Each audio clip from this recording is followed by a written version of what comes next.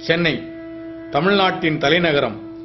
பரபரப்பான வாழ்க்கையை கொண்ட மக்கள் கரையில் இருக்க அமைதியாய் அலைபாய்ந்து கொண்டிருக்கும் வங்கக்கடல். கடலோரம் குடிசையில் குடியமர்ந்து கடலில் வாழும் மீனவ மக்கள் நகர்ப்புறத்து வாசனை இல்லாமல் தங்களுக்கென ஒரு வாழ்க்கை முறையை வகுத்துக் கொண்டவர்கள். வானுயர்ந்த கட்டிடங்களுக்கிடையில் உயராமல் கிடக்கிறது அவர்கள் வாழ்க்கை. அந்த வாழ்க்கையையும் ஒரு நாள் சின்னாபின்னமாக்கியது கடல். சென்னை மாவட்டத்தின் மொத்த கடற்கரை தூரம் குறைவுதான். ஆனால் அந்த இடத்திற்குள்ளேயே 200க்கும் மேற்பட்ட மனித உயிர்களை பறித்துச் சென்றது ஆழிப்பேரலை. 17,000 வீடுகளையும் அந்த வீட்டில் வாழ்ந்தவர்களின் கனவுகளையும் 10 நிமிடத்தில் கலைத்து போட்டது வங்கப் பெருங்கடல். ஆளும் கோட்டை அருகே இருப்பதால் ஓடோடி வந்தது அரசு. பெரிய தொழில் நிறுவனங்களும் தன்னார்வ அமைப்புகளும் கண்ணகி நகரிலும் செம்மஞ்சேரியிலும் அடுக்குமாடி வீடுகளை கட்டிக் கொடுத்தார்கள். அனைவருக்கும் வீடு கிடைத்து விட்டதா? இழந்த அவர்கள் வாழ்க்கை திரும்ப கிடைத்ததா? அவர்களையே கேட்போம்.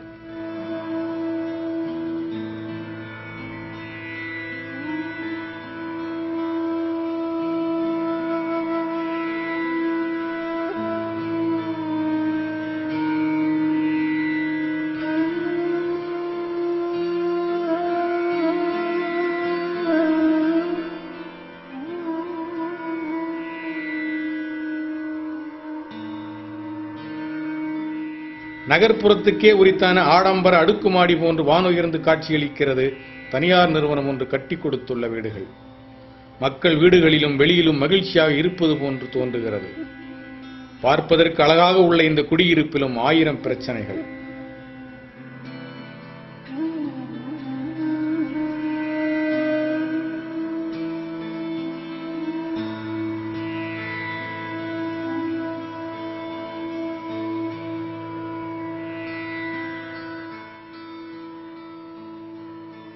குடியிருக்க வீடு இருந்தென்ன, படிக்க பள்ளி இல்லை என்று ஆதங்கப்படுகிறார் இந்த அம்மையார்.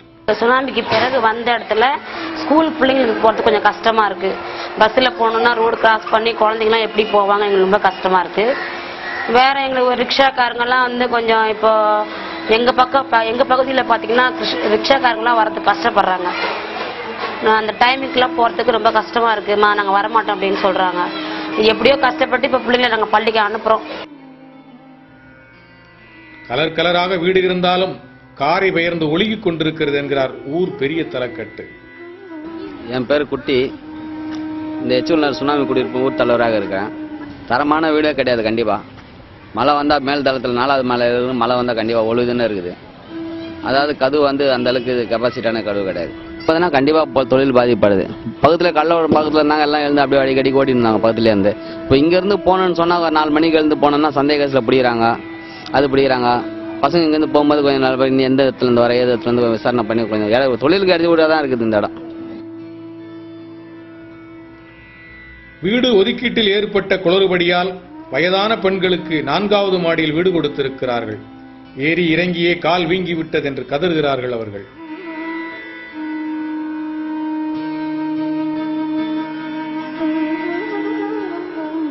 என் பேர் ருக்மணியா.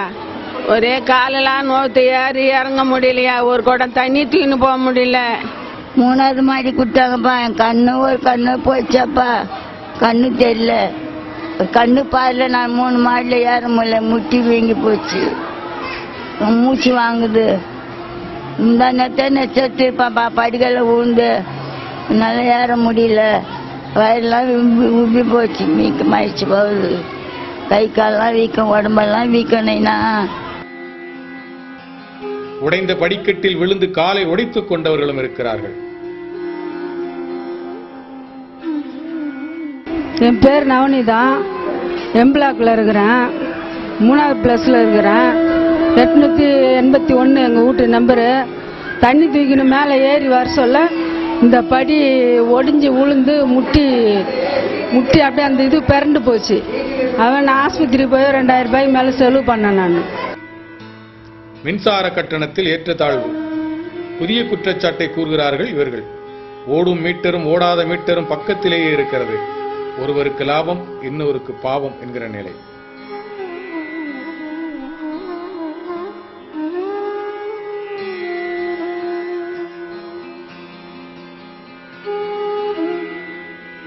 கரண்ட் கொடுத்துருக்குறாங்க. கரண்ட் கொடுத்தாலும் அது வந்து ஒருத்தருக்கு அதிகமாக வருது கரண்ட், ஒருத்தருக்கு கம்மியாக வருது, ஒருத்தர் கரண்ட் பாக்ஸ் ஓடாதே இருக்குது.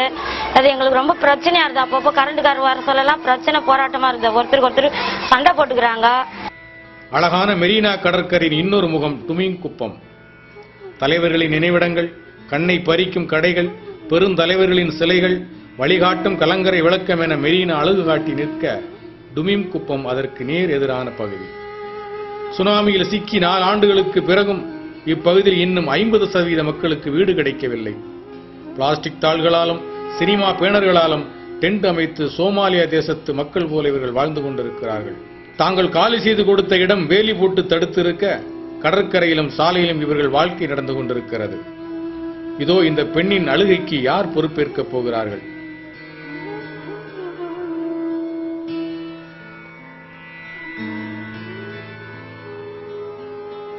இதுமாரி எங்கள் பேர் ஆஷா.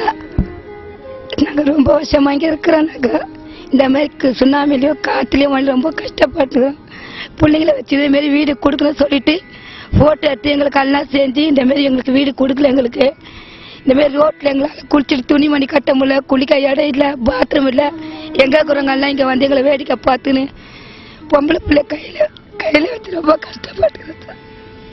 பீச்சில் கொட்டா போட்டு அங்கேயே இது பண்ணாங்க. அப்புறம் அங்கே வந்து இருக்கக்கூடாது சொன்னாங்க. கார்பரேஷன்காரங்க வந்து சும்மா இது பண்ணி எல்லாத்தையும் பிச்சு போட்டாங்க. நாங்கள் வந்து குழந்தை பெற்று அப்புறமா இருந்து எங்கள் அம்மா வீட்டில் இருந்துட்டு இங்கே வந்து அப்புறம் பீச்சில் கொட்டா போட்டுருந்தோம். நீங்கள் இனிமேல் இங்கே கொட்டா போட்டிங்கன்னா நாங்கள் உங்களை போலீஸில் இட்டுன்னு போய் 5 நாள் ரிமாண்ட் பண்ணுவோம் அப்படின்னு சொல்கிறாங்க. எல்லா தகுதிகள் இருந்தும் எனக்கு ஏன் வீடு தரவில்லை என்று கேட்கிறார் இவர்.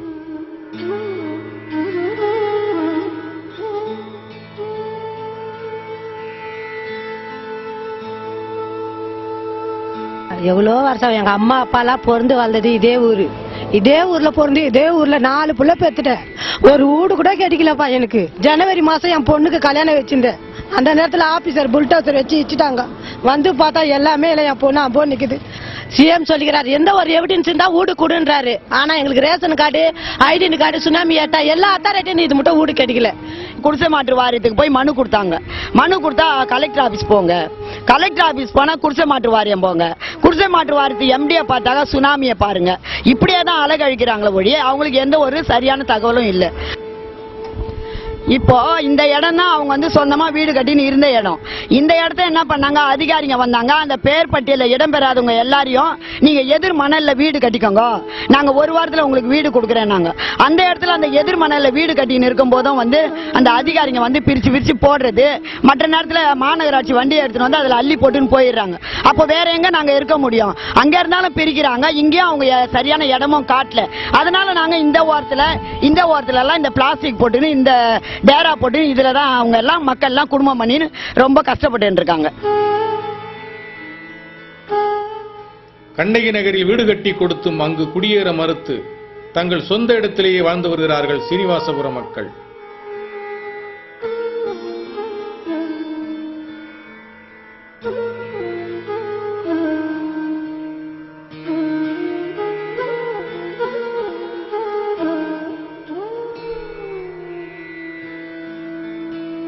வீடு கட்டாக்கா தோ தரேன் அதை தரேன்றாங்க, கணக்கு எடுக்கிறேன்றாங்க. கணக்கு எடுக்கிறேன் வராங்க போகிறோம். எங்கள் ஆளுங்களும் அவங்கள வரட்டிட்டு இருந்தோம். 2வது வந்தாங்க. போன மாதம் கணக்கு எடுக்க விட்டு இருக்கோம். இது வரைக்கும் எங்கே வீடு தருவாங்க, எப்படி தருவாங்கன்னு எங்களுக்கு ஒன்றும் புரியல. நாங்கள் பிசர் பண்ணி இங்கே விட்டா வேற எங்கேயும் போய் பழிக்க முடியாது. எங்களுக்கு சொந்த இடத்திலேயே வாழ்ந்து வருகிறார்கள் சீனிவாசபுரம் மக்கள். எங்கள் வாழ்வாதாரத்தை விட்டு எங்கேயும் வர முடியாது என்கிற அவர்கள் குரல் பலமாகவே ஒலிக்கிறது. கங்காதரன், இந்த பகுதியில் கடந்த 40-50 வருஷமா இருக்கிறோம். வாழ்வாதார உரிமையை நாங்கள் விட்டு கொடுக்க தயாரில்லை. இங்கிருந்து எந்த காரணத்தை கொண்டோம் இங்கேயும் அங்கேயும் நகர்த்த முடியாது. ஆனால் இந்த லீப்ஷிப் பற்றியில் எங்களுக்கு வேண்டியதே கிடையாது. எங்களுக்கு வேண்டியதெல்லாம் எங்களுக்கு ஃபண்டமெண்டல் ரைட்ஸ், ஹியூமன் ரைட்ஸ், அது எங்களுக்கு அவசியம் என்று உறுதியோடு கூறியுள்ளது. அதனால எங்களுக்கு வந்து இதே இடத்துல கட்டி கொடுத்தாதான் சரிபட்டு வரோம் என்று நாங்கள் போராடிட்டு இருக்கோம். இப்போ சர்வே மட்டும் தான் எடுக்க விட்டு இருக்க மாட்டோம். எங்களுக்கு எந்த மாடலை கட்டி கொடுக்குறாங்கன்றது இது வரைக்கும் இன்னும் எங்களுக்கு சரிவர அரசாங்கம் ஒத்துழைப்பு கொடுக்கல. கொடுத்தாதான் நாங்கள் வந்து ஒத்துழைப்போம். அப்படி இல்லைனாங்க போராட்டத்துக்கு நாங்கள் தயாராக இருக்கோம். என்னுடைய பேர் அழகேசன். நான் முள்ளிக்குப்பம் பஞ்சாயத்து மீனவர் பஞ்சாயத்து சபையில் வந்து மெம்பர். எங்களுக்கு வந்து சீனிவாசபுரம் பகுதியிலேயே தான் வந்து நாங்கள் வீடு கேட்கிறோம். குடிசை மாற்று வாரியத்தில் இங்கே தான் கட்டித்தரேன்னு சொல்கிறாங்க. ஆனா அவங்க கட்டித்தரது வந்து 307 இருந்து 320 ஸ்கொயர் ஃபீட் கட்டித்தரன்றாங்க. ஆனா நாங்க கேட்கறது 400 ஸ்கொயர். எங்களுக்கு நாங்க இப்ப தற்போது இருக்கிற குடியிருப்பு வந்து 400 ஸ்கொயர் ஃபீட்ல இருக்கிறோம். எங்களுக்கு இதுக்கப்புறம் வந்து எங்களுக்கு குழந்தை குட்டிலாம் ஜாஸ்தி வரனால நாங்க ஜாஸ்தியாக கேட்கறோம். 450 இருந்தாலும் எங்களுக்கு போதும். ஆனா 400 ஸ்கொயர் ஃபீட் கட்டி கொடுத்தாலும் வந்து நாங்க வந்து ஒத்துக்குவோம். ஆனா இந்த இடத்த விட்டுட்டு நாங்க வெளியே வந்து 1000 ஸ்கொயர் கொடுத்தாலும் நாங்க போக மாட்டோம். செத்தாலும் இதே இடத்துல தான் நாங்க சாமா காட்டியா இந்த இடத்த விட்டு நாங்க எங்கும் போக மாட்டோம். இப்ப அரசாங்கம் கட்டி கொடுக்குற வீடு கூட பாரு, இந்த மாதிரி அடுக்குமாடி வீடு எங்களுக்கு தேவையில்லை. அதே மாதிரி வந்து நாங்க வந்து படிப்பு எல்லாம் வந்து எங்களுக்கு கம்மி தான். மிஞ்சி போனா 6வது 7வது 8வது தான் படிச்சிருப்போம். நீங்க எங்களை கொண்டு அந்த பக்கம் விட்டுட்டீங்கன்னா நாங்க வந்து எந்த வேலையும் எங்களுக்கு தெரியாது. மீன் பிடிக்கிற தொழில் மட்டும்தான் எங்களுக்கு தெரியும். செம்மஞ்சேரி அடுக்குமாடி சுனாமி குடியிருப்பு பகுதி. சுற்றிலும் மழைநீரும் கழிவு நீரும் தேங்கி நிற்க தனி தீவாய் நிற்கிறது குடியிருப்புகள். சாலை வசதி, மருத்துவ வசதி, பாதுகாப்பு எதுவுமின்றி சொந்த நாட்டில் அகதியாக வாழ்கிறார்கள் இந்த மக்கள்.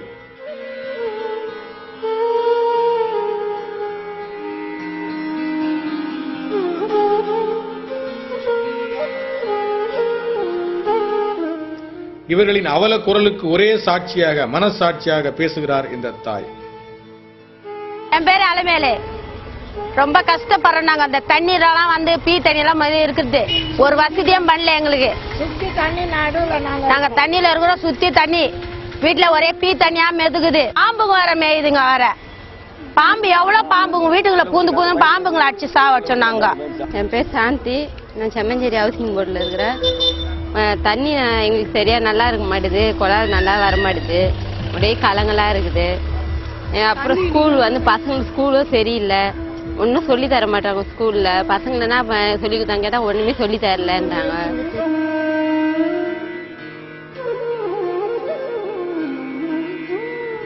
வீடின்றி பலர் தவிக்க இங்கு பல வீடுகள் பூட்டியே கிடக்கிறது.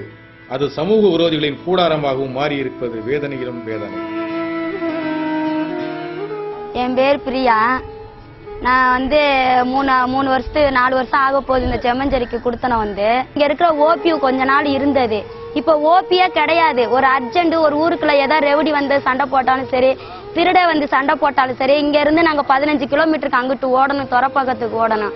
அங்க போய் நாங்க இமிடியா நாங்க அர்ஜென்ட்டுக்கு கம்ப்ளைண்ட் கொடுத்தா கூட போலீஸ் வந்து எங்களுக்கு வந்து என்னன்னு கேட்க மாட்டுது. நாங்க இங்க வந்து ஒரு அடிமாடு மாதிரி கொத்தடிமை மாதிரி நாங்க அடங்கி போய் இருக்கிறோம். எங்களுக்கு சுதந்திரமான வாழ்க்கையே கிடையாது. நாங்க ஊர் குப்பத்துல நாங்க யாருக்குமே பயந்ததே கிடையாது. ஆனா இங்க வந்து நாங்க போலீஸுக்கு பயக்கிறோம். யாரு உள்ள வராங்க யாரு உள்ள போறாங்கன்னு தெரியல. எங்கேயாவது சாவடிச்சிட்டு வந்து காலியான பில்டிங்ல பணத்தை போட்டு போயிடுறாங்க. அந்த பணம் எப்படி வந்தது, இங்க எப்படி அந்த பணம் செத்து கிடந்துச்சு, ஏன் வீடு அலாட் ஆகாத வீடெல்லாம் ஏன் பூட்டு போட்டு கிடக்குது, அது ஏன் அலாட் பண்ண மாட்டேன்றாங்க. இது ஒண்ணுமே எங்களுக்கு புரிய மாட்டுது. சுனாமியால பாதிக்கப்பட்ட எங்களுக்கு அவங்களுக்கு ஒரு வீடு ஃப்ரீ இலவசமா கொடுக்குறோம் அப்படின்னாங்க. ஆனா இன்னைக்கு என்னன்னா எங்களை மாசம் 50 ரூபாய் கட்ட சொல்றாங்க. 4 வருஷமா நாங்க வந்திருக்கோம். 4 வருஷமா மொத்தமா கட்டுன்னு சொல்றாங்க. கரண்ட் ஃப்ரீன்னு சொன்னாங்க. ஆனா நாங்க கரண்ட் பில்லு கட்டுறோம். நாங்க ஒரு குடம் 4 ரூபான்னு சொல்லி வாங்கி குடிக்கிறோம். அந்த 4 ரூபாய் தண்ணி விடுறவங்க பொம்பளைங்களை வந்து சீப்பா பாக்குறாங்க. பாத்ரூம் போய் கழுவுறதுக்கு இந்த தண்ணி தான், எங்களுக்கு சமைக்கிறதுக்கு இந்த தண்ணி தான். ஏன் நாங்க சோறாக்கிட்டு தண்ணி விக்குனா குடிக்கிறதுக்கு கூட இந்த தண்ணி தாங்க. இது மாடு வச்சா குடிக்காது, நீச்ச தண்ணியா இருந்தாதான் குடிக்கும். இந்த தண்ணி மாடே குடிக்காது. ஆனா கேவலமா இருக்கிற நாங்க இத குடிக்கிறோம். இருக்கிற ஒரே பள்ளியின் நிலைமையோ இன்னும் அவலத்தை எடுத்து காட்டுகிறது. அதன் சாட்சியாக பள்ளி மாணவிகளின் பதில் அமைகிறது.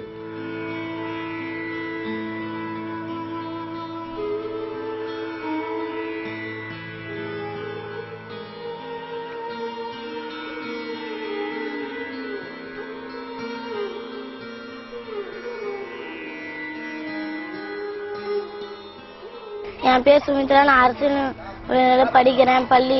அந்த பள்ளியில நாங்க ஸ்கூல்ல தண்ணி வசதி இல்ல, பஸ் வர்றதில்ல. பஸ்ல ஏறினா ரொம்ப கூட்டமா இருக்கு, எங்களால பஸ்ல உட்கார முடியல. தண்ணி வசதி விட்டா கூட தண்ணி சேத்துலயே உட்கார வைக்கிறாங்க. ஸ்கூல்ல அவ்வளவு சுத்தமா இல்ல, பெருக்கிறது எங்களையே விடுறாங்க, எங்களையே எல்லா வேலையும் செய்யறாங்க. என் பேர் சுகன்யா, நான் அரசு உயர்நிலையில படிக்கிறேன். இந்த ஸ்கூல்ல வந்து சரியா தாப்பால் போட முடியல. தாப்பால் போட்டாம இருந்தா கூட ஜன்னலை திறந்து பாத்ரூம்லாம் அடிச்சு வைக்கிறாங்க. கொஸ்டின் பேப்பர்லாம் கொஞ்சம் வேஸ்டா போகுது, வெளியே தூக்கி போட்டுறாங்க பாத்ரூம்ல இருந்து. அதுக்கு சரியா தாப்பால் வேணும். அதான் அங்க வந்து பூச்சி போட்டு எல்லாம் இருக்குது. பாத்ரூம் கட்டல, பாத்ரூம் இருக்க முடியல. அங்க மரம் கூட இருந்துச்சு, மறைச்சு நின்றுச்சு, அந்த மரம் கூட வெட்டி போட்டாங்க. இப்ப எங்க அம்மா அப்பா வந்து வேற ஸ்கூல்ல சேருன்றாங்க. இந்த தண்ணியில வந்து பூச்சி பாட்டிலோட எல்லாம் இருக்குது, நடக்க முடியல. அந்த இதுல சமைச்சு தூக்கின்னு போட சொல்றாங்க. அந்த ஸ்கூல்ல வந்து இங்க எத்தனை சொல்றாங்க. 9th பசங்கன்னா வந்து சீக்கிரமா ஸ்கூல் விட்டு உடனே போயிடுறாங்க. 6th பசங்கலாம் வந்து நாங்க எல்லாம் வந்து ஜன்னலை மூட்டு HM சார் ரூம் எல்லாம் கிளீன் பண்ணிட்டு போறோம். 9th பசங்க எல்லாமே சீக்கிரமா போயிடுவாங்க.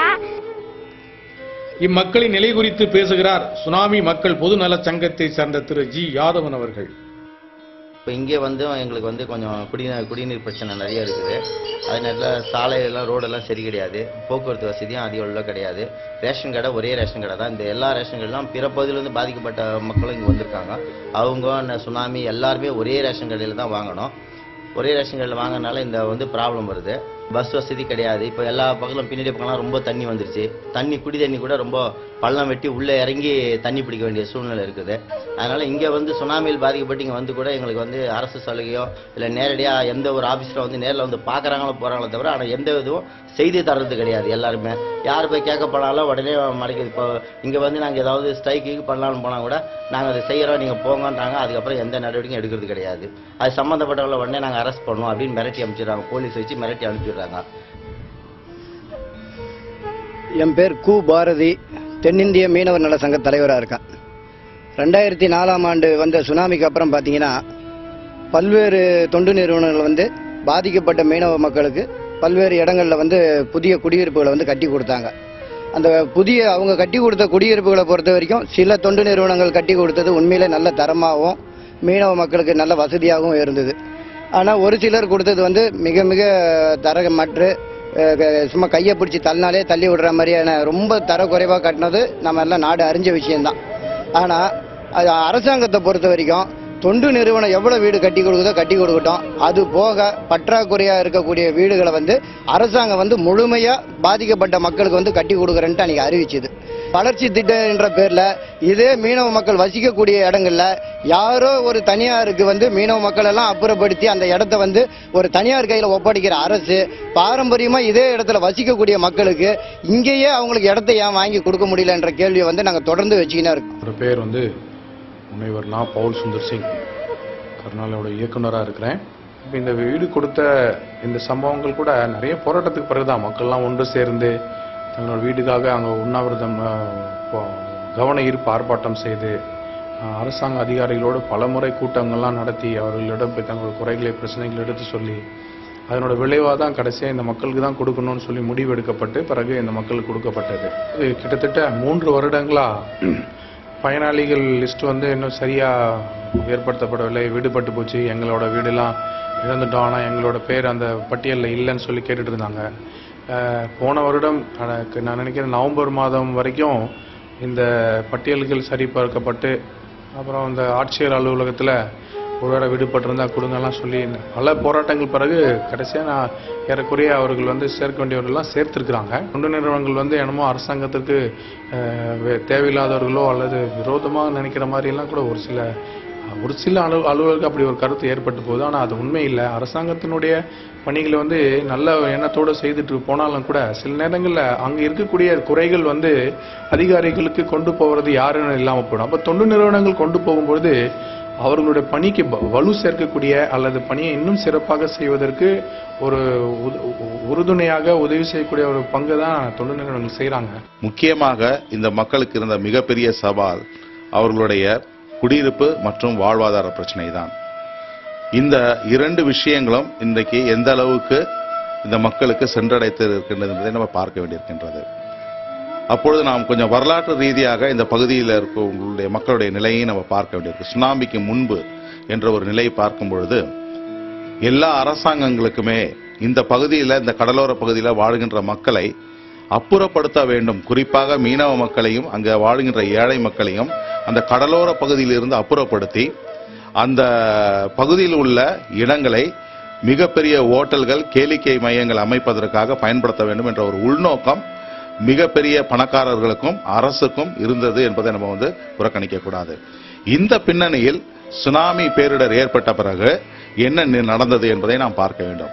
சுனாமி பேரிடருக்கு பிறகு இந்த மக்களுக்கு மீட்பு பணியும் நிவாரணமும் ஓரளவு சென்றடைந்த பிறகு இந்த மக்களுக்கு ஒரு நீடித்த நிலைத்த மறுவாழ்வு பணியில் ஈடுபடும் பொழுது அரசிடம் இருந்தே ஒரு பெரிய தடை வந்தது. என்னவென்றால், இந்த மக்களுக்கு அவர்கள் எங்கே வாழ்ந்தார்களோ அந்த இடத்திலே அவர்களுக்கு குடியிருப்பு அமைத்து கொடுத்து அவர்களை வாழ்வாதாரத்தில் ஒரு மறுவாழ்வை ஏற்படுத்த வேண்டும் என்ற ஒரு எண்ணம் இல்லாமல் அரசே சென்னையில் ஒரு பகுதியில் உள்ள ஒரு மீனவ மக்களை வலுக்கட்டாயமாக அப்புறப்படுத்துகின்ற ஒரு முயற்சியில் ஈடுபட்டது. அப்பொழுதுதான் எங்களை போன்ற அமைப்புகளுக்கு, குறிப்பாக மனித உரிமை அமைப்புகளுக்கு என்ன தோன்றியது என்றால், நாம் உடனடியாக பாரம்பரியமாக இந்த கடலோர பகுதியில் வாழ்கின்ற அந்த ஒரு உரிமையை அந்த மக்கள் பெற வேண்டும் என்பதற்காக, அந்த ஒரு உரிமை இருக்கிறது என்பதை இந்த உலகுக்கு அறிவிக்கிற ஒரு வண்ணத்தில் நாம் ஏதாவது ஒரு முன்முயற்சி எடுக்க வேண்டும் என்ற வகையில் தான் நாங்கள் என்ன செய்தோம் என்றால், சென்னை உயர்நீதிமன்றத்தில் ஒரு வழக்கு நாங்கள் போட்டோம். அதில் எக்காரணத்தை கொண்டும் இந்த கடலோர பகுதியில் இருக்கிற மக்களை வலுக்கட்டாயமாக அப்புறப்படுத்தக்கூடாது, இந்த பேரிடர் பாதுகாப்பு என்ற பெயரில் அவர்களை அப்புறப்படுத்தவே கூடாது, அந்த வாழுகின்ற இடத்திலேயே ஒரு பாதுகாப்பான ஒரு இடத்திலேயே அவர்களுக்கு அந்த குடியிருப்பை அமைத்தி தர வேண்டும். இன்னொரு பிரச்சனை சென்னையை பொறுத்தவரைக்கும் நீங்கள் பார்த்தீர்கள் என்றால், இந்த கடலோர பகுதிக்கு இந்த மீனவர் மக்கள் வாழ்கின்ற பகுதியில் பிற இன மக்களும் வாழ்ந்து கொண்டிருந்தார்கள். ஆனால் சுனாமி பாதித்த பிறகு இந்த மக்கள் அந்த இடத்திலிருந்து இடம்பெயர வேண்டிய ஒரு நிலைமை ஏற்பட்டது. அப்பாறு இடம்பெயர்ந்த மக்களுடைய நிலைமை தான் மிகவும் பரிதாபத்திற்குரியது. இன்றைக்கு கூட இவர்களுக்கு இன்றைய செம்மஞ்சேரியிலும் கார்கில் நகரிலும், செம்மஞ்சேரியில் நிரந்தர குடியிருப்பு என்று சொல்கின்றார்கள், கார்கில் நகரில் தற்காலிக குடியிருப்பு என்று சொல்கின்றார்கள். ஆனால் இந்த மக்கள் இன்னும் முழுமையாக மறுவாழ்வை அடைய முடியவில்லை. கடலையே நம்பி வாழ்ந்து, கடல் காற்றையே சுவாசித்து, கடல் நீரையே குடித்து, கடலையே உண்டு வாழும் இந்த கடற்புறத்து மக்களுக்கு இனி இந்த கடல் செய்ய வேண்டியது என்ன? சுனாமி எனும் கடும் சினத்தை தவிர்த்து அவர்கள் வாழ வழிவிட வேண்டும். இல்லையேல் உயிரை பணயம் வைத்து உலகிற்கு உணவளிக்கும் இந்த தண்ணீர் தேசத்து மக்களை கண்ணீர் கடலில் இருந்து நாம் தான் காப்பாற்ற வேண்டும். இழந்த உயிர்களை நம்மால் மீட்டுக் கொடுக்க முடியாது, இழந்த இருப்பிடத்தை நம்மால் கட்டி கொடுக்க முடியும். உப்பு காற்றில் வாழும் மக்களுக்கு உப்பாய் கரையும் வீடதற்கு கொடுத்து என்ன பயன்? அடுத்த சுனாமியில் அதே வீடுகள் அவர்களுக்கு சமாதியாகி போய்விடும். கடற்புறத்து மக்களை கடலை விட்டு விரட்டும் நோக்கத்தில் வீடு கட்டும் திட்டங்கள் அமையக்கூடாது. அவர்கள் கலாச்சாரத்தை, பண்பாட்டை, வாழ்வுரிமையை பாதுகாத்து அவர்களின் உணர்வை, உரிமையை மதித்து வீடுகள் கட்டப்பட வேண்டும். காரணம், வீடுகள் வெறும் வசிப்பிடங்கள் அல்ல, அது வாழ்விடம். சுனாமியால் சொந்த நாட்டிலே அகழிகளாகி போன மக்களின் கனவு இல்லங்கள் கைகூடுமா? காலம்தான் தீர்மானிக்க வேண்டும். சுனாமியால் பாதிக்கப்பட்ட மக்களுக்காக பணியாற்றிக் கொண்டிருக்கும் அரசையோ தன்னார்வ நிறுவனங்களையோ குறை கூறுவதோ அல்லது அவர்களுக்கு பணியை கொச்சைப்படுத்துவதோ நமது நோக்கமல்ல. கண்டறிந்த உண்மைகளை உள்ளது உள்ளவாறு வழங்கியிருக்கின்றோம். எதிர்கால செயல்பாடுகளை அனைவரும் திட்டமிட்டு செயல்படுவோம். இந்த ஆவணப்படத்தை உருவாக்க உதவிய கடலோர மக்கள், தன்னார்வ நிறுவனங்கள், ஆலோசகர்கள், நண்பர்கள், தொழில்நுட்ப கலைஞர்கள் அவர்கள் அனைவருக்கும் கோப் நிறுவனத்தின் சார்பாக நன்றியை தெரிவித்துக் கொள்கிறோம்.